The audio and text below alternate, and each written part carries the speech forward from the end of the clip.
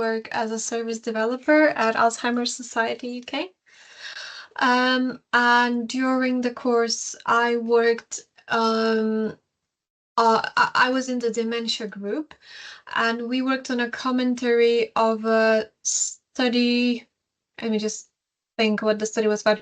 It was a health economics assessment of a digitalized remote cognitive assessment tool for early identification of dementia. So they were assessing whether it is more cost effective than the standard memory assessment offered at primary and secondary care on the NHS. So when I applied for the course, I used evidence more in my role. I was a research evidence officer, and my role was to use and summarize evidence in a digestible way to help decision making or service development. Now I'm a service developer, so I'm a bit further down in how I use evidence. So now I use evidence so I can develop new services. And why I wanted to understand health economics is just so I can make better decisions in my role. Basically, it was really important for me to understand the economic implications of the evidence I'm using and the interventions that I'm reading about. And interpret those cost effectiveness, basically, information. Particularly working for a charity, it is really important for us that we make the most of our volunteer income, and that we make the biggest impact for the people we're supporting. So knowing and using this information is quite useful when making decisions. Yeah, I think I really liked the course. I liked that we were divided in thematic groups. So mine was focused on dementia, and it was very relevant to what I did. And it was a small group, so it was quite practical.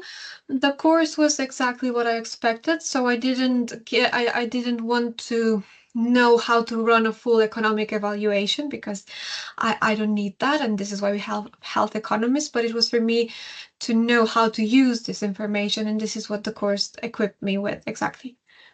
Yeah, of course, as I mentioned, it's just really critically appraising and understanding those the health economic evaluations. I had some basic understanding, but bringing the concepts such as like the which sources of costs are used in the specific evaluation, or what perspective was used, was important for me to understand the implication, basically, of what I'm reading. Yeah, I think they were really happy about it when I shared it, and they had no remarks with basically what I've put. And I think it was quite relevant, because as an organizational priority, diagnosis, especially early diagnosis, is quite an important organizational priority for us. And exploring digitalization, I think it's quite